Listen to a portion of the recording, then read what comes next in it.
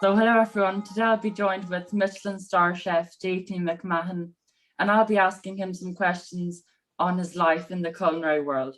So hello JP. Hi Thien, how are you? Good. So do you want to briefly introduce yourself to everyone there, JP? Yeah, I suppose I'm a chef and restaurateur in Galway City. I'm originally from Dublin. I grew up in Maynooth. My father taught in the university there, and that's where actually my first chef job was when I was 15. I started cooking in the university kitchen, and then I took a job after that in an Italian restaurant called Donatello's. And I suppose I cooked a little bit after school. I went back to college in Cork to study English and art history, and I didn't think I was going to cook again. But then I came back to Galway in the early 2000s, and I started cooking again. And we opened Cava in 2008, Near in 2011, and Tartare in 2017, I think. And I suppose that is what we've been, I suppose, doing for the moment. I think we've been in business 13 or 14 years now. So that leads me to my first question. You said you started when you were 15 working around in different kitchens. So what was it that inspired you to start your career as a chef? I suppose it's hard to put my finger on it. I did home economics for junior cert, and I suppose I liked cooking. Both my parents and my grandparents cooked at home, probably more baking than cooking. But I remember in the late 80s, early 90s, Italian food was something that was very new to Ireland then. And I suppose I became very interested in pasta and pizza and many other different Italian dishes. So I suppose that's what attracted me to it. But I also, I suppose, liked from being in the kitchen at 15. I enjoyed the feeling of actually cooking in the kitchen and being with other chefs. And also I think that I suppose cooking gave me an opportunity to travel, and because everywhere you go, people eat and they always need food. So when I worked in Edinburgh, I cooked there, and when we traveled to different countries like France and Spain, it was always really interesting to learn about the I suppose what food was in those regions. And I suppose that's how I just kept kept learning. Would you recommend a young person's dream to become a chef? Do you think they'd learn more by going to college and doing food science there, or by traveling, as you said, to different restaurants and learning from that? I suppose it's kind of 50-50. I know some young chefs that have recently done both, and I think it depends on whether or not you're you, I suppose, like the idea of being in college, and if you're more academically inclined. I think some people like to go out and work, and I think there's definitely two different types of people. Some like to learn through working, and some like to learn in college. So I think both options are good. I think the fact that I suppose the chef world is a lot more professionalized than it used to be. Sometimes a qualification helps, but saying that, I think traveling is very important, and I think trying to do apprenticeships or stages in different restaurants around the world are very important, because I think that's what give you different ideas and really opens up your mind. So I think I would favor a balance between the two. During all of the recent lockdowns, JP, I see you on Twitter a lot. You've faced a lot of challenges. What do you think was the biggest challenge that you had to face? I suppose the biggest challenge is probably not knowing if the business was going to reopen, particularly in Near. I mean, we closed in Near just before lockdown for our winter break, and it was never certain over the 18 months whether or not we were going to be able to just reopen. All of our staff were gone, and it was effectively like setting up a new restaurant again. So that was, I mean, but the biggest concern was whether or not we were going to reopen. I think the fact that we had grants and different wage supplements, it wasn't as bad as other places in the world. That I talked to some of their chef friends in New York or Thailand, where there was no subsidies whatsoever. So I never felt that it was too bad in Ireland. But I think the fact that we're still not even like fully open in some of our restaurants, that it's going to take another while, probably next March, I think, to get back to normal in terms of staff levels and to see where we are. So I recently heard you say in another interview you did in Anior that there should be a Minister of Food in Ireland. Can you explain that for me and what the advantages would be and what role they would play? Yeah, that's a really good question, because like we have a Minister for Agriculture, and the portfolio, I think there's also other things thrown in with that. And often when we think about food in Ireland, we think about agriculture and we think about the production of food as opposed to the consumption of food. And so when I say we should have a Minister for Food, I think it's really on the side of the consumption. It's to represent the restaurants, the hospitality, all the hotels, the B&Bs.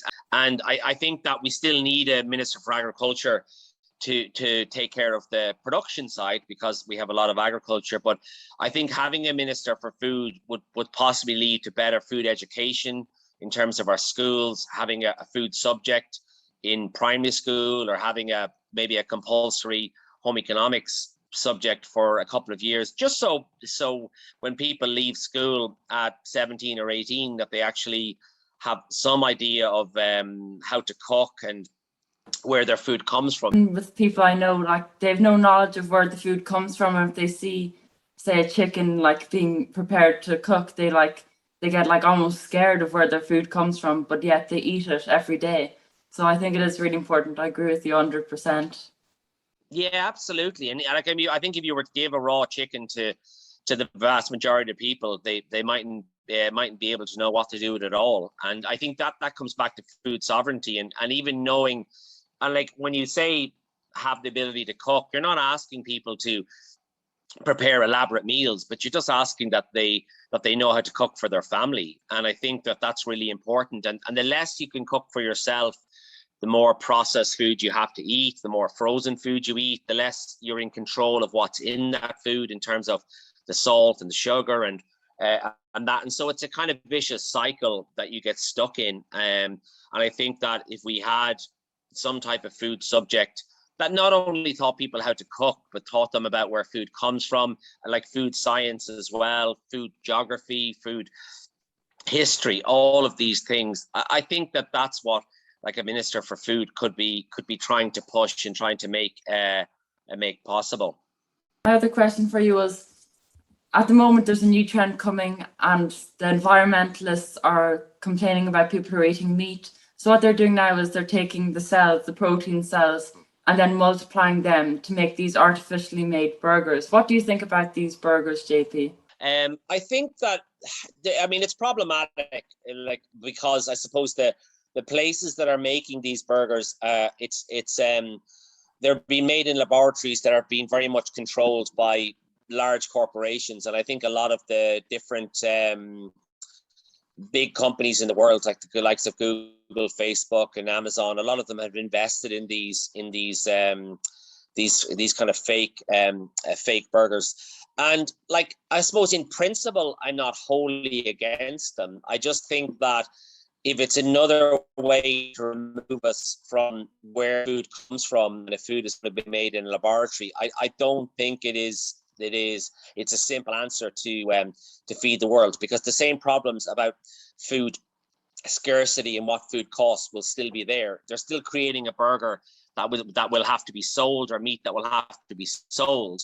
And as is in the world, we produce enough food. It's not that we don't produce enough food. It's that we don't have the distribution system right. So 50% of the world's food goes to waste. That is predominantly because we have too much food in the Western countries, and they don't have enough food in the rest of the world. And I see at the moment, JP, you're using a lot of hay in your cooking and other experimental things like that. Can you tell me why you use hay in your cooking as opposed to another ingredient?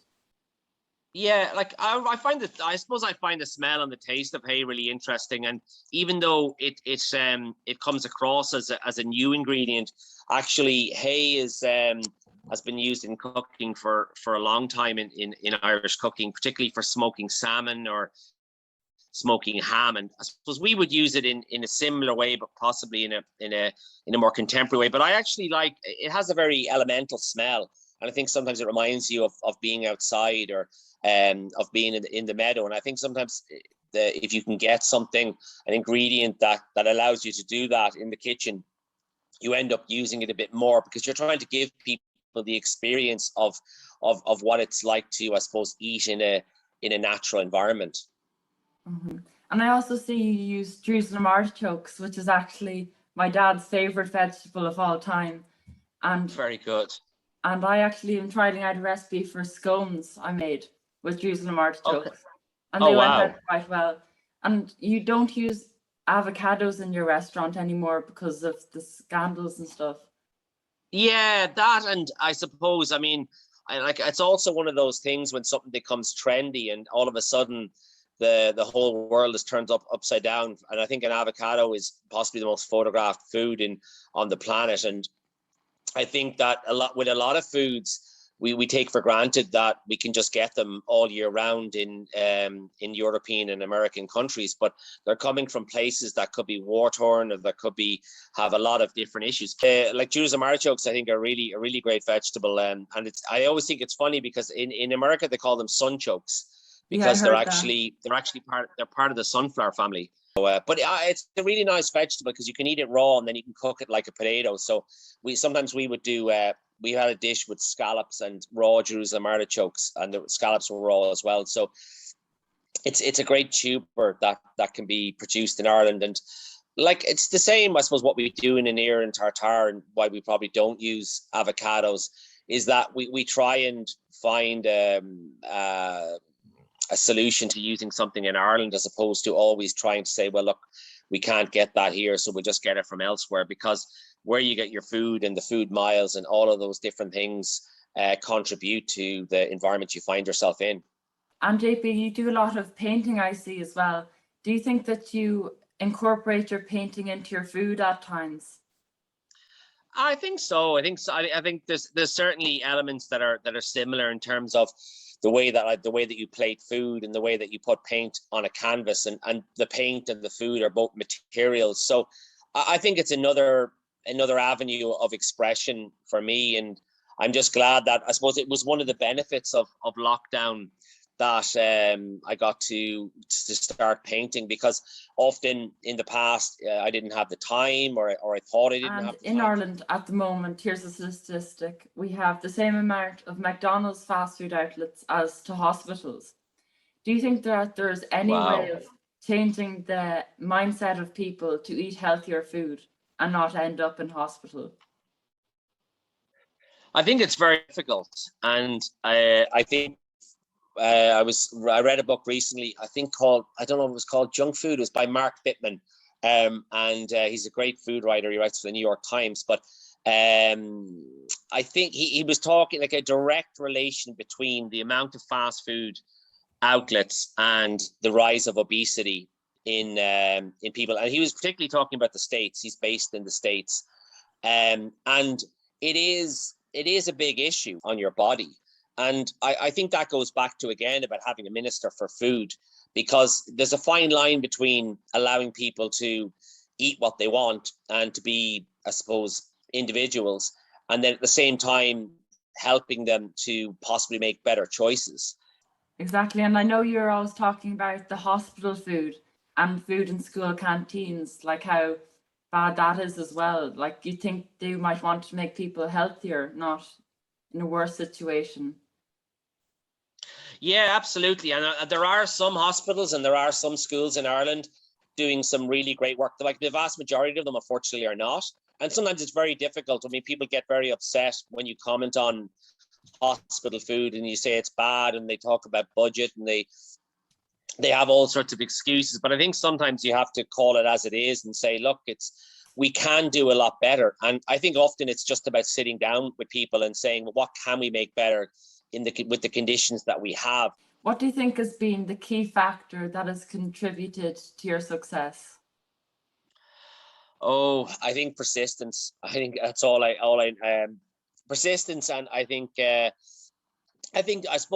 ambition, in terms of trying to do what I want to do, and often that involves risk. But I think that if you have a certain belief and you want to do something, I think that you have to try and do it.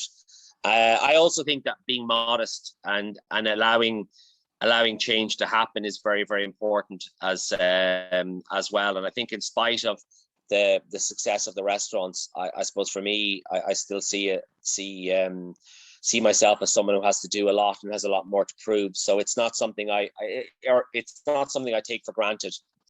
And what do you think has been your greatest achievement in life so far? That is very difficult. I think bringing up 2 daughters, possibly. I think in relation to food, it's easier to open restaurants than have children, definitely. So I mean, I think having, I suppose, keeping an ear open for 10 years is probably a very big achievement. And when you're working in the kitchen, how do you think that the people you work with would describe you when you're cooking? They'd probably say I was odd, but I don't shout at all, and there is no